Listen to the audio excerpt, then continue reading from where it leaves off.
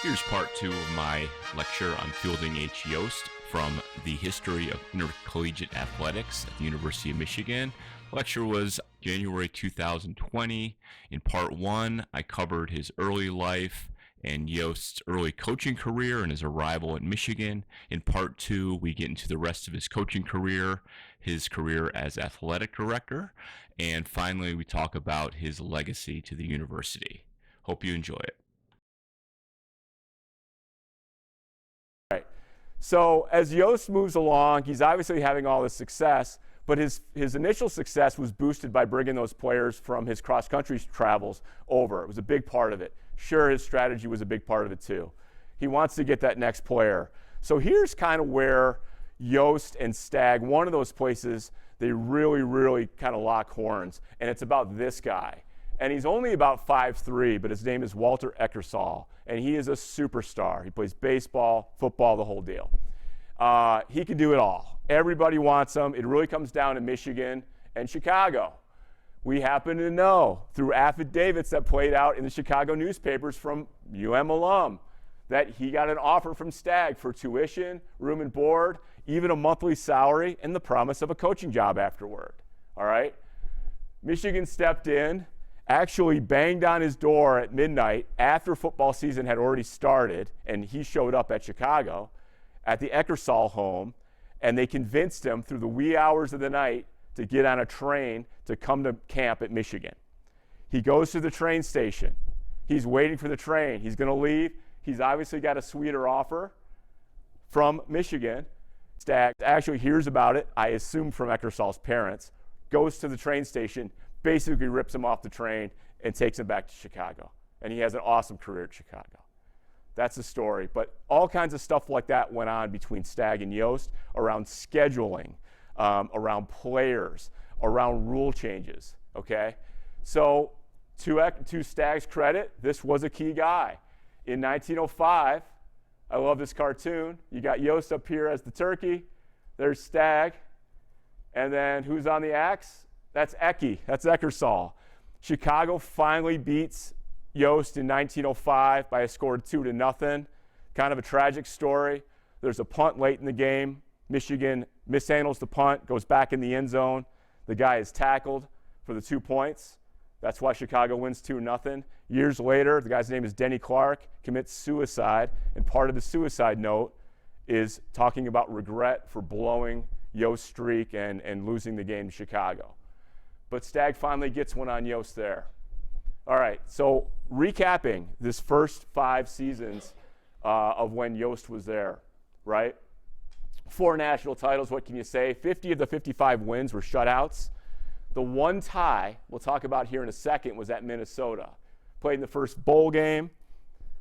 I mentioned the first rivalry trophy, the Little Brown Jug. Willie Heston is named a 2-time All-American, the first Western player, quote Western, you guys understand the distinction, to be named a back-to-back All-American. It's a big deal. And what you're seeing is now the sports writers, all the big players, the guys who make these All-American teams are starting to notice the West now because of this guy. All right? Popularity soaring. So here's a scene from the 1903 game. This is the one, if you want to call it blemish, before the Chicago game. This game leads us to the Little Brown Jug rivalry. The jug is somewhere on the field behind us. It's left there, becomes the trophy. All right? But look at the people trying to get a glimpse of the game. Similar thing happened back here. Here's the 1904 Chicago game. You got people hanging from trees trying to get a glimpse of this. So big, Thomas Edison has a production company. He's filming a movie in Detroit. He's like, hey, I want to get a glimpse of this college football. He sends a crew down there and actually films the entire game. It's the first college football game filmed end to end. And you can actually go out on YouTube and see a big part of it. Right, there's the kickoff. And this guy right here, that's Ecke. And what are they doing? They're looking at, they stopped the game because a few players are laid out, which happened a lot, as you know, because this kind of thing was a huge problem. Not going to get too deep into it. You know the story of Teddy Roosevelt about how he had to step in and fix things. So who is this guy, right? I'll tell you the one thing that strikes me about Yost is there's an arena, for those of you who are basketball fans, called Williams Arena in Minnesota. It's where they play basketball and do other things. It's named after a guy, Doc Williams, who was the coach during this period. He coached the Little Brown Jug game that I mentioned, all right? He's won national championships. He's very famous in Minnesota. There are maybe 5 photos of this man that exist that I've seen. There's not a good one, okay? There are thousands of photos of fielding H. Yost. At the Bentley Library alone, there's a good 1,000 of them. He poses in these photos. He follows the camera around. He's got a huge ego. He's super arrogant. He doesn't like to lose, okay? He never stops talking. He keeps all his letters. We have them all at the Bentley Library. They're incredible, okay? He's also very shrewd, okay, about winning, about rules. Obviously, he's doing something right. Everywhere he goes, he wins a championship, okay? He's very, very shrewd. He can be stubborn. Don't cross him, all right? Sounds like somebody I know. All right, but the campus loves him. Everyone loves Yost at Michigan. Probably hate him everywhere else. And I say everybody. Well, not everybody, okay? There's this guy, the president of the school, James Angell. He's not crazy about Yost because he notices this trend. You got people hanging from trees from Ferry Field to watch the game. Guess what happens at these games too? Gambling, drinking, smoking. They're parking all over campus. They're having a good time. It's fun. Guessing some of you guys know about that, right? And he says the public has come to think that the first 12 weeks of college were for football. Yeah, pretty much. That's what was going on. And he's obviously concerned. He's the president of the school. He's been for years. And this whole idea, like, what is college life about? He doesn't want it to be necessarily solely about football, but the students love it, and the town loves it. And that's what we're dealing with. So what happens? This is where the administrators in the Big Ten or the Western Conference at the time get together, and they want to try to control it. Okay, so they proposed a few things. They want to reduce the number of games down to 5. Okay, so what? We're going to play like 2 home games? They want to control the money. They want the money not to go to an athletic association. They want it to go to the school. They want to stop these special perks like trainers and special food that the players get. They want to drop eligibility. And that's important because Michigan's best player is a guy named Germany Schultz. He's basically like that George Krebs guy I told you at Kansas. He's just plowing guys over due to his size.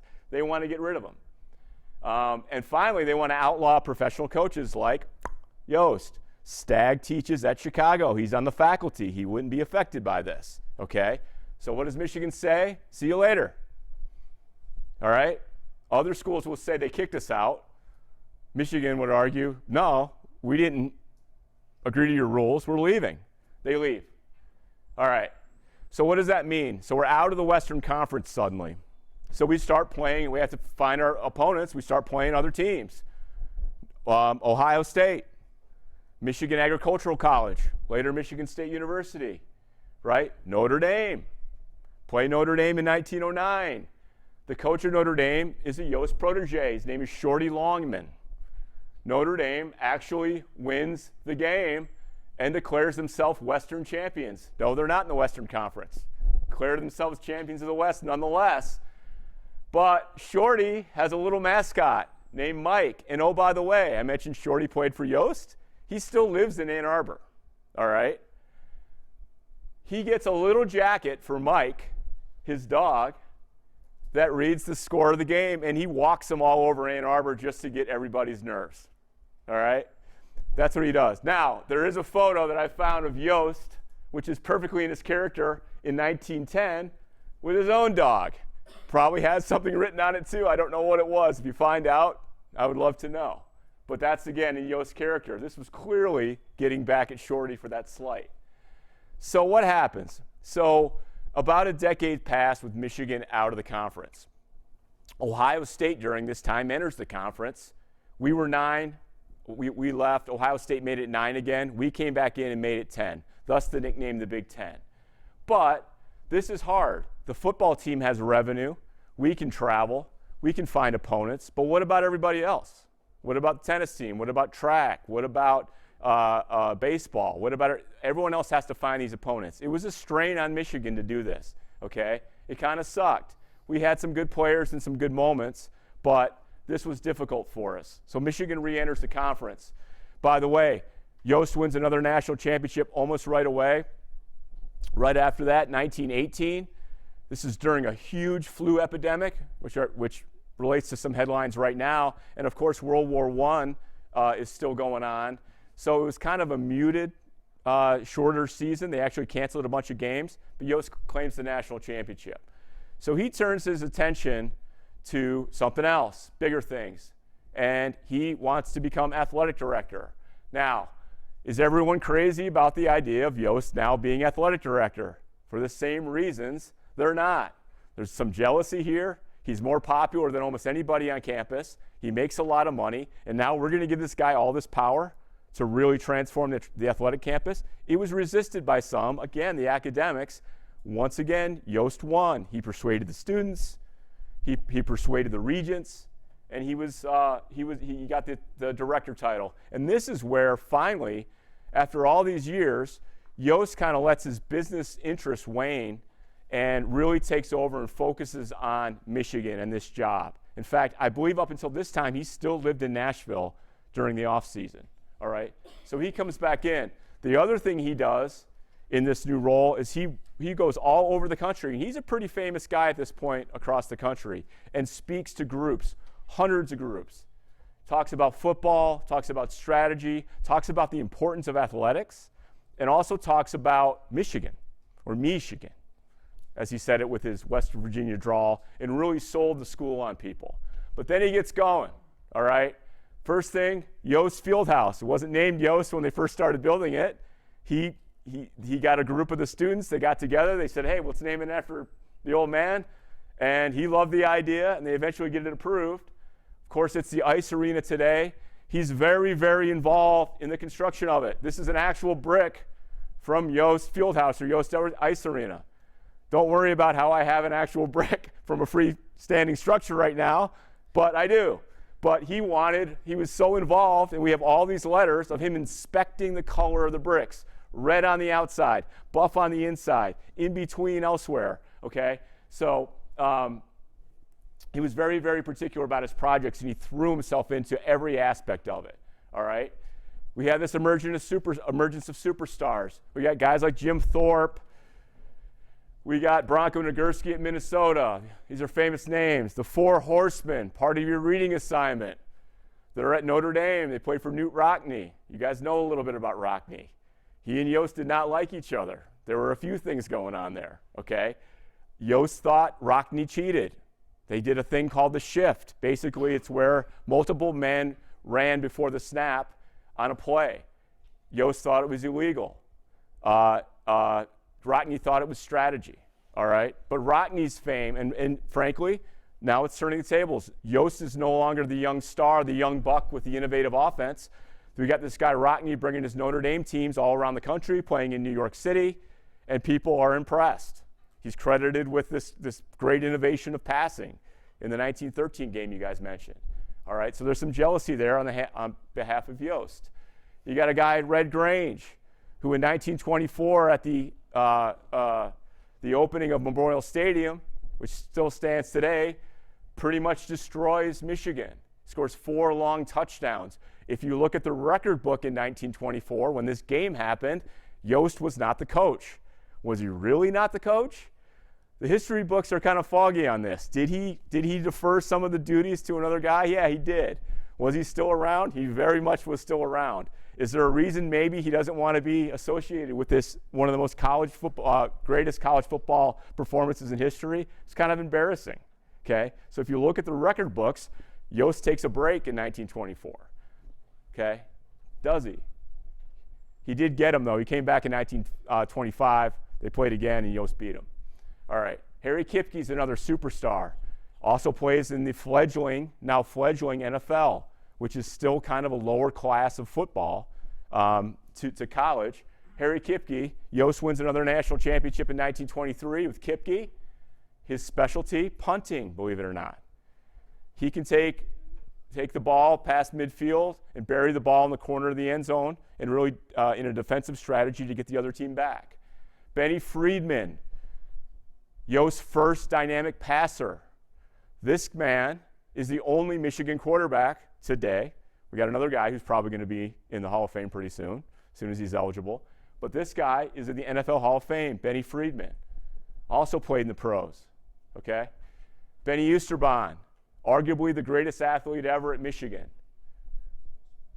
Fantastic. Yost Field House, of course, is named after him, played, later coach, all right? So we had some superstars of our own, and everybody wanted to watch these superstars. How are we going to fit them in our rinky-dink Ferry Field that's been patched together and put together?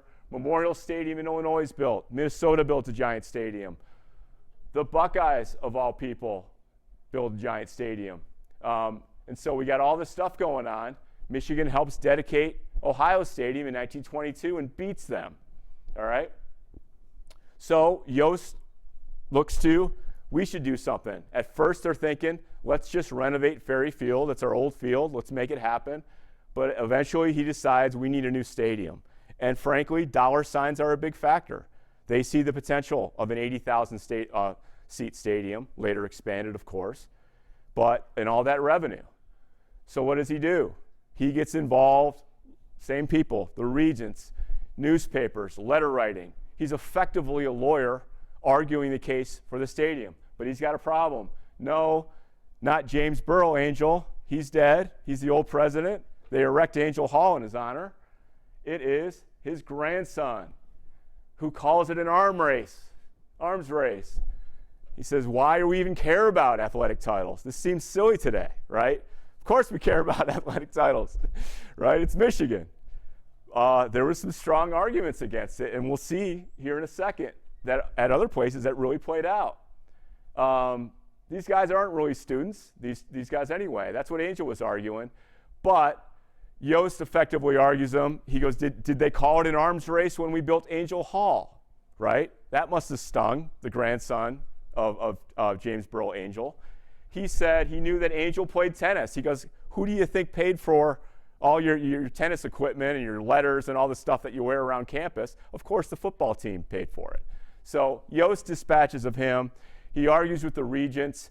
Finally, a guy who later would become his friend, a guy named James Murphy, finally says, man, you should have gone to law. You are unbelievable. As an advocate, either orally or in writing, you have no equal. And this is a very, very powerful guy. In fact, I think he's Henry Ford's personal lawyer, who's a pretty big guy back then, all right? So he builds the stadium. I think you guys are probably going to hear a little bit more about this, but he comes up with the idea effectively of a seat license, right? You can buy a bond, you can pay up front, and we're going to put you right up between, the 40-yard line there, where you want to be today, which would be section 23 and 22, that kind of area today. Students would be right here. All right? So they issue these bonds, 3% bonds, with the help of the state of Michigan to help fund the stadium, and they do. And getting this thing done, this was effectively the end of the opposition to the notion that we're going to be an athletic school as well as an academic. When he put this structure on campus in 1927, that was pretty much it, okay, because we filled it. It filled several times in that 1927 season. The revenues from that, it took about $1 million to build this thing. The gross revenues in 1927 and 28 from the athletic calendar were about $1 million. And the margins are very high, all right? So that pretty much, the money argument alone pretty much took that out, all right? He did other things. He effectively saved the hockey program. Read John U. Bacon's book, Blue Ice, if you want to hear about that. But he bought the Coliseum. He installed artificial ice, and they were able to play hockey. The IM Sports Building, the golf course, you guys are familiar with these things. He basically got these things done while he was here. There weren't problems, though. They weren't without problems because we still had this issue of controversy. We still had this issue of paying players, and frankly, that the sport wasn't pure. And a private group called the Carnegie Foundation, came out with a massive expose in 1929 that basically said, yeah, it's bad, it's rotten. 84 colleges, including Michigan, are cheating through loans, through all the things we talked about. The problem was they were probably right. There was a lot of cheating going on. There was some funny stuff going on. The problem was that this report, of course, back in the day before the internet and digital media, and you really couldn't, it was tough to research. There were a bunch of holes, there were a bunch of errors, there were a bunch of omissions in the report, and people poked it to death. Okay, so they didn't take it too seriously, but it made headlines, all right? And they called the whole notion of American athletics noxious. The problem is people loved it, all right? Then this happens almost a week later, the stock market crash. Have to mention it here. Had Yost not got that stadium built before 1929, it probably wouldn't have been built, if at all, if ever, but at least until after World War II. That's important, okay? The Great Depression had such an impact on life. You can have a college functioning, but to get people to drive to Michigan Stadium, to pay to watch, they had other things to worry about, okay? Pay a couple bucks for a ticket when they need food, they're not going to do it. And we saw that, all right?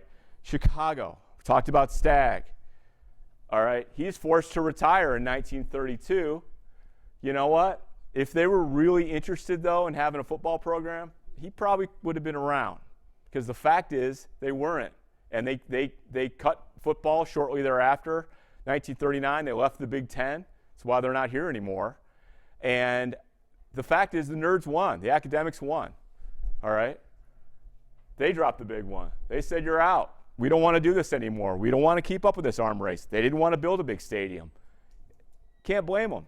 It's kind of tough to compete, all right? Especially when Michigan just put that big thing down in Ann Arbor, all right? So after a little bit of rocky transition, Yost hires his former player who I mentioned, the great punter Harry Kipke. Hires him in 1929. He actually coached at Michigan State for 1 year, came to Michigan, and he gets things kind of back on track for the first few years. Actually, he wins league championships in 30 and 31, wins national championships in 32 and 33, okay?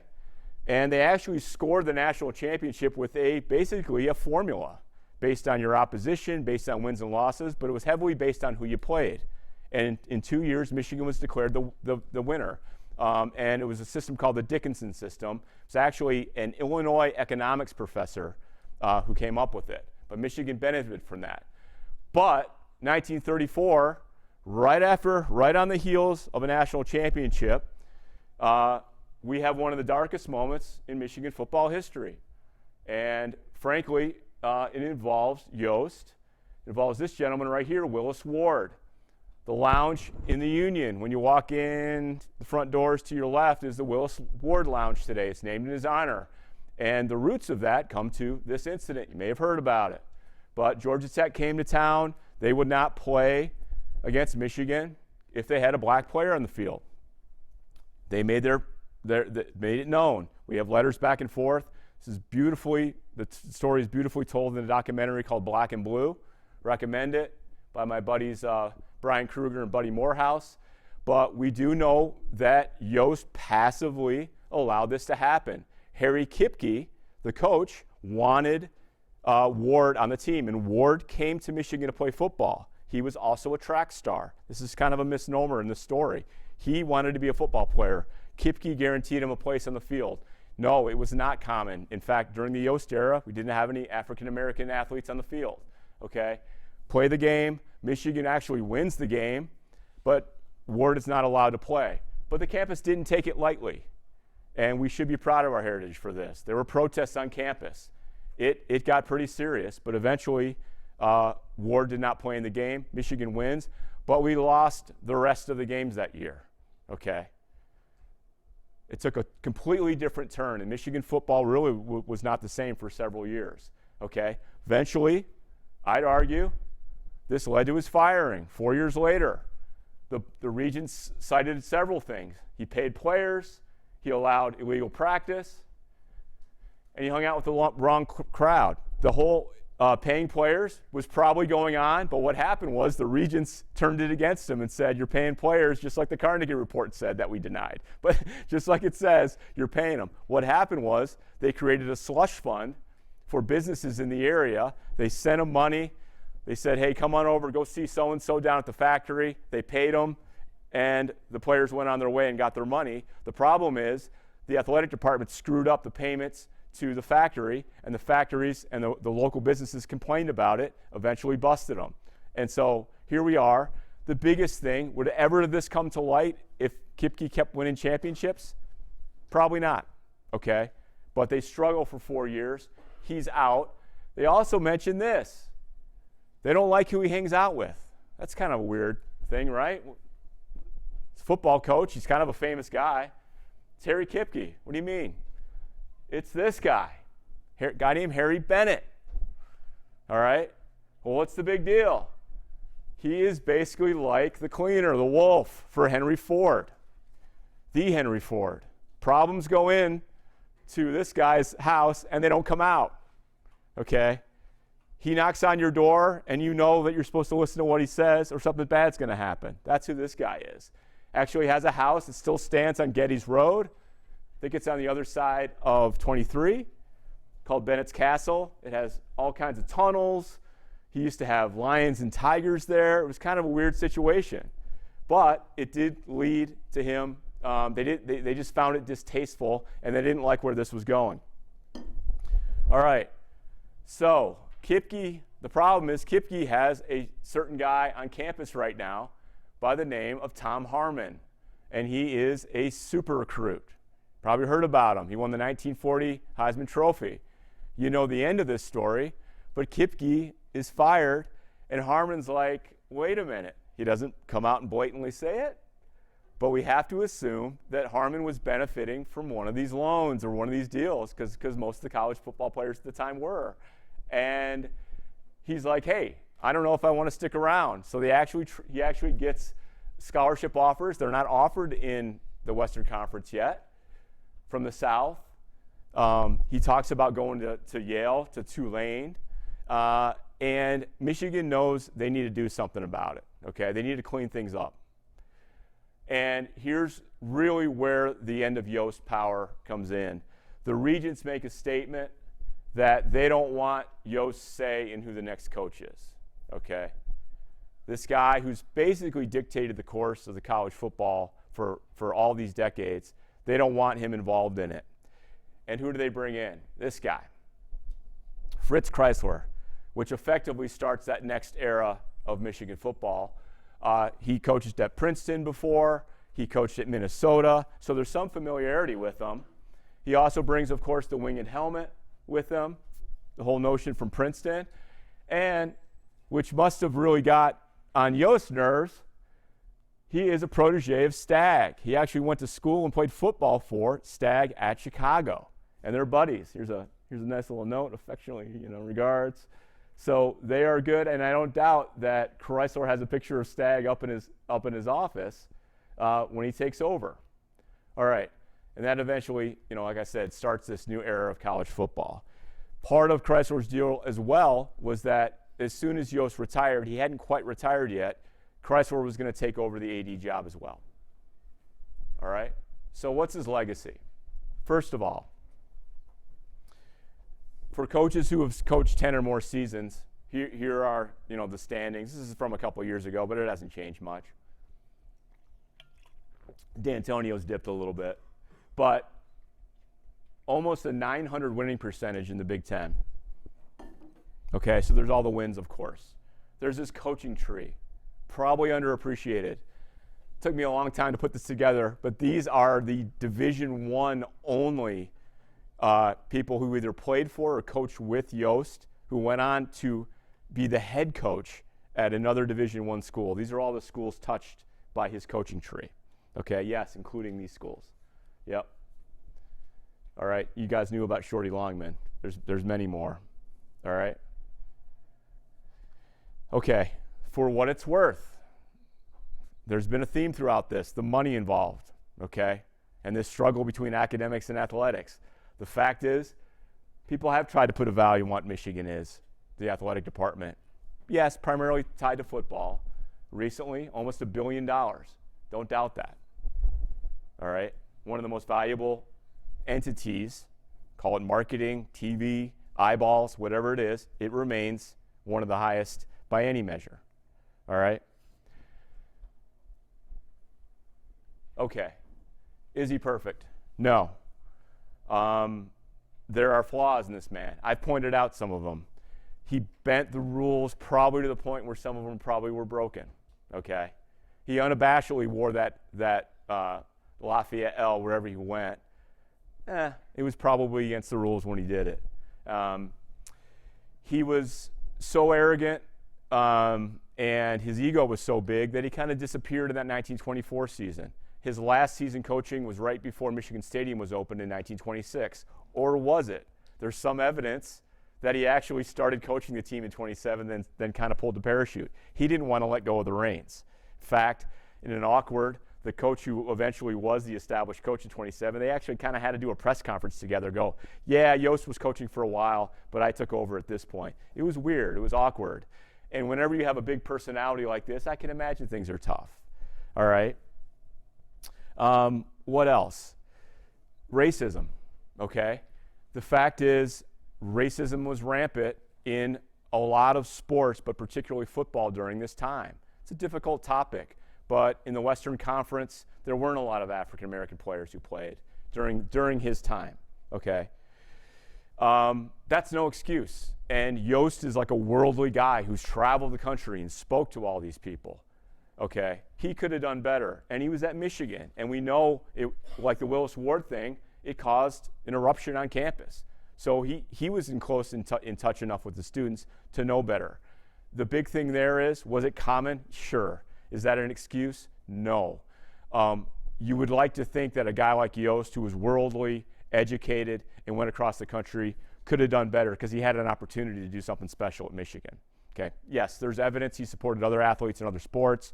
He supported other African-American organizations on campus. Doesn't make it right.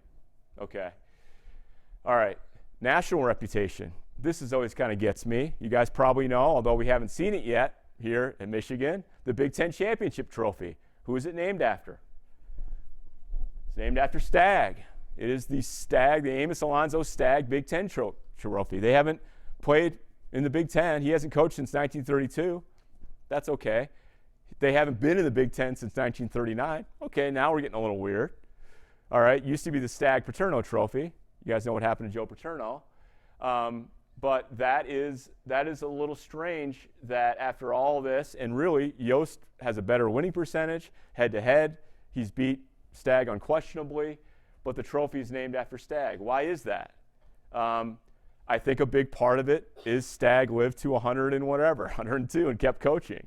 He had a great reputation. He was kind of held up his whole life as the paragon of virtue. These guys did a very good job of hiding a lot of this stuff.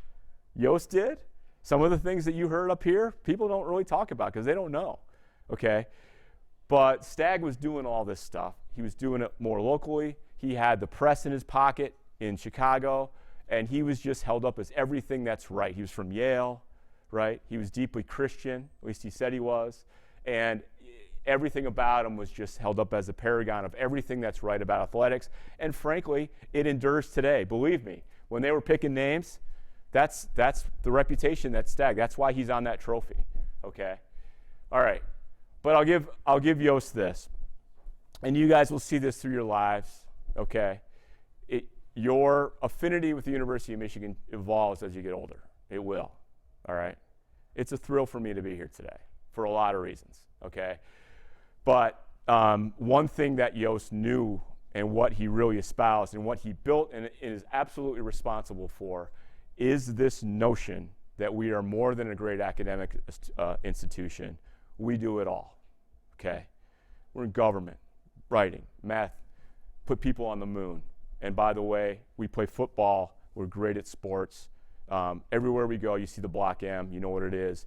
If you go to Italy today and you wear a Michigan shirt, someone's going to yell "Go Blue" at you. It's in large part because of our reputation on the athletic field. It does make a guy who wins an Emmy, belt out "Go Blue," like he did a few years ago, okay? Here's the President of the United States, Gerald Ford. By the way, this is Willis Ward, right? Having a cigar, right, in the White House, which is fantastic. He's got a couple with him. I don't know if one of them's for this guy, but that's his friend. They were roommates on road trips. This guy insisted that the Navy band play Hail to the Victors instead of Hail to the Chief at formal events. There's a reason for it, okay? When we go to the moon, Michigan astronauts, they established an alumni association of the moon. Why? Because they love Michigan, okay? And for me, even with the flaws in this man, with bending his rules, I think the arrogance of this man that persists today in many of us who associate with Michigan, I like this notion when he died, and this is on his gravesite, not far from here. You know, he wanted to rest where the spirit of Michigan is warmest.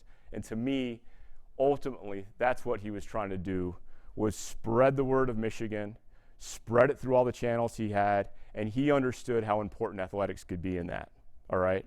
Flaws and all, this outsider, this guy from West Virginia who became more Michigan than almost anybody, really showed what the spirit of Michigan was about. And that's fielding H. Yost.